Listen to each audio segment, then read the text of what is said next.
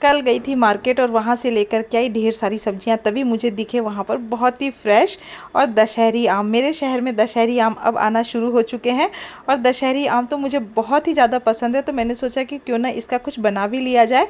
दशहरी आम है जो खाने में तो बहुत टेस्टी लगते हैं और साथ में ही मीठे भी बहुत ज़्यादा होते हैं। तो मैंने कहा कि आज मैं इसका बनाती हूँ केक, क्योंकि केक बच्चों को बहुत ज़्यादा पसंद आता है। तो मैं आज दशहरी आम डाल करके यानी कि आम वाला केक बनाऊंगी जो खाने में बहुत टेस्टी लगेगा। तो सबसे पहले देखिए इसे बनाना शुरू करते हैं। तो मैंने 1 कप लिया है सूजी और साथ में मैंने आधी कप से कम ले ली है शक्कर यानी कि चीनी, और 3 से 4 मैंने इलायची ले ली है। आप चाहे तो इसमें केसर भी डाल सकते हैं, लेकिन मैं आज इसमें इलायची डालूंगी। तो मैंने 4 इलायची इसके अंदर डाल दी है और इसके बाद मैंने इसे पीस लिया है। तो पीस लेने से क्या होगा कि जो सूजी है ज़्यादा बारीक तो नहीं हो पाती है, लेकिन फिर भी एक अच्छी तरीके से पिस जाती है। उससे क्या होता है कि केक टूट करके बिखरता नहीं है। तो देखिए इस तरीके से मैंने इसे पीस लिया है। तो आप इसी तरीके से जब भी सूजी का केक बनाएं तो आप हमेशा सूजी पीस करके काम में लें, क्योंकि मार्केट में इतनी ज़्यादा बारीक सूजी मिल नहीं पाती है। अब क्या करेंगे कि मैंने ले ली है ये आटा छानने वाली छन्नी।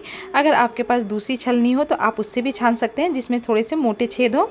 तो मैंने इस तरीके से आटे छानने वाली छलनी से इसे छान लिया है। तो देखिए छान लेने के बाद इसमें जो चीनी नहीं पीसी थी और कुछ इलायची के दाने जो बारीक नहीं हुए थे वो भी इसमें से छन करके अलग हो गए हैं। जब भी आप केक बनाएं तो इसी तरीके से आप इसे छान लें। अब क्या करेंगे कि इसे रखा है मैंने साइड में, और अब मैंने ले लिया है 1 आम। तो ये मैंने मीडियम साइज़ का आम लिया है। और आप जब भी आम डाल करके केक बनाएं तो इस चीज़ का ध्यान रखें कि आम अच्छी तरीके से पका हुआ होना चाहिए। तो ये आम बहुत ही अच्छी तरीके से पका हुआ है। दशहरी आम इसी तरीके से पका हुआ होता है, यानी कि ये आधा हरा होता है और आधा पीला होता है, लेकिन ये बहुत ही मीठा होता है। तो देखिए इस तरीके से मैंने इसका छिलका हटा लिया है और साथ ही में मैंने अब क्या किया है कि मैंने इसे कट कर लिया है। तो इस तरीके से आप आम को काट करके कट कर लें। हमारे यहाँ तो दशहरी, मालदा, सफ़ेदा यही 2-3 तरीके के आम मिलते हैं। तो मुझे सबसे ज़्यादा दशहरी इसलिए पसंद है क्योंकि इसके अंदर गूदा बहुत ज़्यादा होता है और इसकी जो गुठली होती है वो बहुत ही पतली होती है। तो इसलिए मुझे दशहरी आम बहुत ज़्यादा पसंद है, और मुझे क्या सभी लोगों को बहुत ज़्यादा पसंद होंगे दशहरी आम। मालदा भी आम बहुत ही अच्छा होता है। तो चलिए अब आम के ऊपर ज़्यादा बहस नहीं करते हुए आगे का प्रोसेस स्टार्ट करते हैं। तो मैंने इसके अंदर डाल दी है आधी कटोरी, मैंने भर करके इसमें दूध डाली है और साथ में मलाई डाल दी है। तो 1 कटोरी मैंने आम नाप करके ले लिया है और आधी कटोरी मैंने दूध ले लिया था और इसे मैंने डाल दिया है जार के अंदर। और अब हम इसे पीस लेंगे। तो देखिए आपको तब तक इसे पीसना है जब तक ये एक स्मूथ सा पेस्ट इसका तैयार नहीं हो जाए। जब भी आप केक बनाएं तो आप इसके अंदर कुछ भी डालें तो बिल्कुल स्मूथ सा पेस्ट तैयार होना चाहिए। तो देखिए इस तरीके से ये स्मूथ सा पेस्ट बन करके तैयार हो गया है। अब क्या करेंगे कि जो सूजी और चीनी को हमने पीस करके साइड में रखा था इसके अंदर मैं ये वाला पेस्ट डाल दूंगी। तो देखिए आप देख रहे होंगे कि ये पेस्ट कितना स्मूथ सा बन करके तैयार हुआ है। तो इसी तरीके से जो आम का पेस्ट है वो बिल्कुल स्मूथ सा तैयार होना चाहिए। अब क्या करेंगे कि मैंने जार के अंदर आधा कप दूध और डाला था और उसके बाद मैंने इसे भी डाल दिया है इसी के अंदर। अब इसके अंदर डाल देने के बाद हमें इसे बहुत ही अच्छी तरीके से मिक्स कर लेना चाहिए। मिक्स करने में आपको बिल्कुल भी जल्दीबाजी नहीं करनी है, आप इसी तरीके से इसे मिक्स करें। से मिक्स करने से क्या होगा कि इसमें बिल्कुल भी लम्स नहीं पड़ने चाहिए। तो इसी तरीके से आपको इसे मिक्स कर लेना है। आप इस चीज़ का ध्यान रखें कि ये बैटर बिल्कुल पतला नहीं होना चाहिए, ये गाढ़ा रहेगा उतना ही केक अच्छा बन करके तैयार होगा। अब मैंने इस बैटर को रख दिया है 30 मिनट रेस्ट के लिए और हम कर लेते हैं आगे की तैयारी। तो बच्चों के लिए केक बन रहा है और टूटी फ्रूटी ना हो ऐसा हो नहीं सकता है। तो देखिए मैंने ले ली है करीबन 3 से 4 चम्मच टूटी फ्रूटी ले ली है और उसके अंदर डाल दिया है मैंने इसमें थोड़ा सा आटा डाला है। आटा डालने से क्या होगा कि जब हम इसे बैटर के अंदर डालेंगे तो ये सीधे डायरेक्ट नीचे जा कर के नहीं बैठेगी, ये आपको बैटर में बीच बीच में जब हम केक खाएंगे तो आपको ये बीच बीच में खाने के लिए मिलेगी। तो इस तरीके से मैंने इसे भी रख दिया है साइड में। और आपके पास जो ड्राई फ्रूट्स हो आप वो भी काम में ले सकते हैं। तो देखिए मैंने इसमें लिए हैं काजू और बादाम डालने के लिए। आप चाहे तो अखरोट भी डाल सकते हैं, पिस्ता भी डाल सकते हैं, लेकिन आप किशमिश बिल्कुल भी ना डालें क्योंकि किशमिश इसके अंदर जलने लग जाती है और किशमिश उतनी अच्छी तरीके से फूलती नहीं है।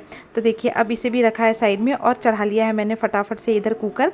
तो ये मेरा पुराना कुकर है और इसके अंदर डाल दिया है मैंने पिछली बार जो केक बनाया था वही बचा हुआ नमक मैंने डाल दिया। तो मैं नमक हमेशा स्टोर करके रख देती हूँ क्योंकि हमेशा बार बार नमक आपको नहीं ख़राब करना पड़ेगा, यानी कि नया नमक डालने की आपको ज़रूरत नहीं है। आप एक बार केक बनाते हैं आप उसी नमक को रख दें संभाल करके। अब देखिए बैटर को आधा घंटा हो चुका है।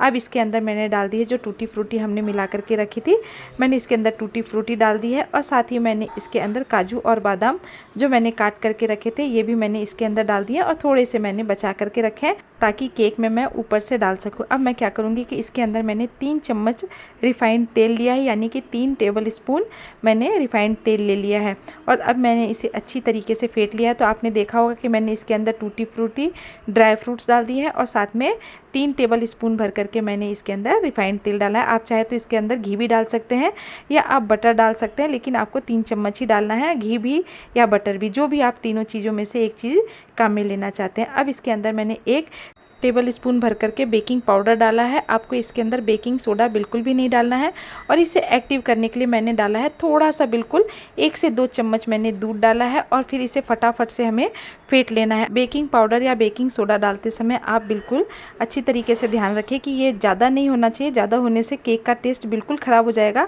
और देखिए अब मैंने इसे फेंट लिया है और उसके बाद मैंने इसे डाल दिया है केक मोल्ड के अंदर। तो सबसे पहले मैंने नीचे बटर पेपर रख दिया था और उसके ऊपर मैंने सारा ये केक का पेस्ट डाल दिया है।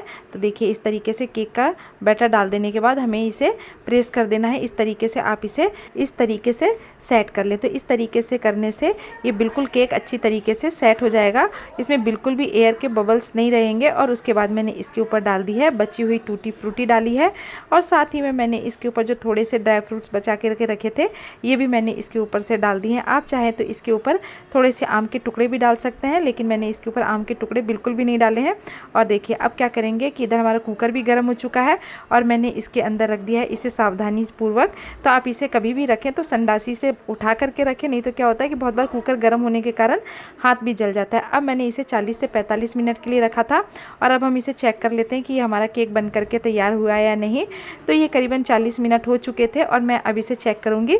तो मैंने एक ये टूथपिक ले लिया है और अब मैंने इसे चेक किया है तो ये बिल्कुल सही तरीके से बन करके तैयार हो गया है। अब क्या करेंगे कि इसे कुकर में से निकाल करके साइड में रेस्ट पर रखेंगे कम से कम आधा घंटा, यानी कि 30 मिनट के लिए।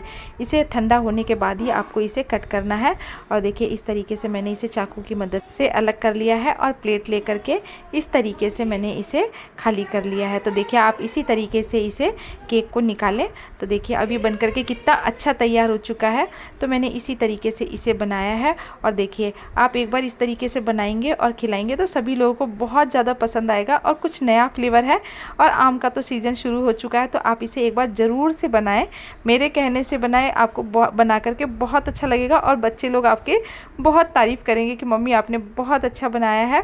तो देखिए ये बन करके तैयार हो गया है। अब इसे कर लेते हैं कट। तो आप देखेंगे कि सूजी का केक होने के बाद भी ये बिल्कुल टूट करके नहीं बिखर रहा है। तो आपने देखा होगा कि मैंने इसे बिना दही, बिना मैदे और बिना अंडा डाले बनाया है और ये कितना स्पंजी बन करके तैयार हुआ है। तो आपका जब भी घर में कुछ मीठा खाने का मन हो तो आप इसे बना सकते हैं और आप इसे 2 से 3 दिन तक स्टोर करके भी रख सकते हैं। तो सबसे पहले दिया है बेटे को बना करके और वो इसे खा करके बताएंगे कि मैंने इसे कैसा बनाया है, क्योंकि बच्चों को पसंद आना बहुत टेढ़ा काम होता है। तो ये बेटे को बहुत ज़्यादा पसंद आया है। तो इसी तरीके से मैंने तो इसे बना लिया है और आप इसे ज़रूर से एक बार बना करके देखें। तो इसी के साथ मैं ये रेसिपी करती हूँ कंप्लीट। और मेरा वीडियो आपको पसंद आता हो तो प्लीज़ मेरे चैनल को लाइक एंड सब्सक्राइब ज़रूर करें। Bye bye.